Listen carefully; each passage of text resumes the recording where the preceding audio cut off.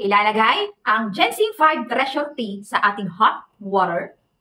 Tingnan mo mabuti mga pangga ko kung gusto mong malinis ang iyong organ, intestine, lahat-lahat, pati atay. Hot water. Hot water. Hot water. Ginseng 5 Treasure Tea. Ginseng 5 Treasure Tea. So, ang may wagang technique, iniinom to tuwing gabi bago matulog, pero pwede rin naman sa umaga. Pag gusto mo naman sa morning, okay lang. Titigan mo mabuti, nagbabago na kulay. Nagbabago na kulay, be. Be, nagbabago na kulay. Ayan yan. Tignan mo yung appearance ng tea natin. Di ba? Complete inclusion na yan. Punong-puno na yan ng mga herbs, mga herbal herbs. Di ba? Bakit ko muna ito ng mga ilang minuto? Mga 5 minutes, saka ko siya tutunggain bago matulog. Ayan ang mga mahiwagang technique. Ang bango. Ang bango-bango. Yes.